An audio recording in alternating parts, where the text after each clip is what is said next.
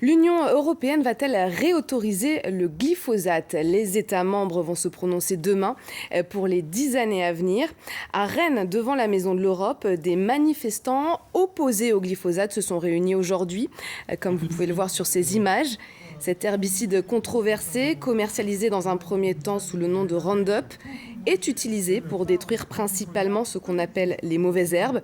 Cette substance chimique suscite beaucoup d'inquiétudes sur ses conséquences pour la santé.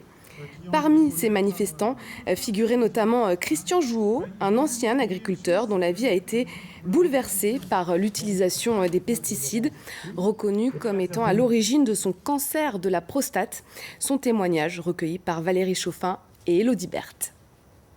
Viens ma fille, viens. Il a beau être retraité depuis déjà quelques années, Christian a gardé une habitude liée à son métier. Tous les jours, il passe du temps avec Dahlia, sa jument, et Artémis, son ânesse, qui, d'habitude, ne se laisse pas trop caresser. T'es belle ma fille, t'es belle. Dès tout petit, je suivais mon grand-père quand il s'occupait des bêtes et tout. Après, j'ai suivi mon père. Enfin, tout le temps, ça fait partie de mon environnement.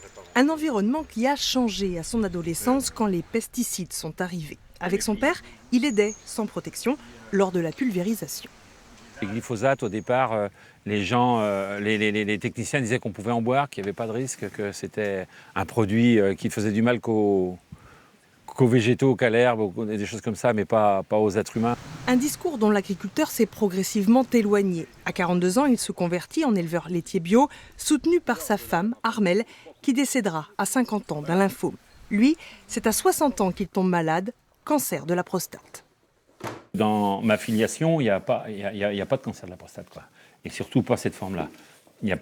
Cette forme-là, c'est une forme qui est plus c'est rare et agressif, plus c'est lié aux pesticides. Débutent alors deux combats, le premier contre la maladie, le deuxième pour la reconnaissance professionnelle de celle-ci. 3 recours plus tard, le pôle social du tribunal judiciaire établit le lien, une victoire bien relative. Moi, j'ai perdu mon épouse, hein. Ma vie, à moi, elle est perturbée. Moi, je dis que les pesticides ont écrabouillé ma vie. Et donc, alors il y a 2 solutions. Soit je me laisse abattre et puis je dis c'est bon, ou alors soit on essaye de vulgariser la chose et de dire aux gens, attention, quand vous avalez des pesticides, vous êtes en grave danger. À l'échelle familiale, au moins, le message est passé. Sur quelques hectares de l'ancienne exploitation, un des fils de Christian s'est installé pour faire du maraîchage bio. Si demain, les États membres de l'Union européenne prolongent l'homologation du glyphosate, Christian promet d'aller plus loin. Personne n'est censé ignorer que ces produits-là sont dangereux. Donc s'ils le reconduisent, nous, on n'en restera pas là, quoi. Donc on ne va pas continuer à se laisser empoisonner de cette façon-là sans rien dire et sans bouger, quoi.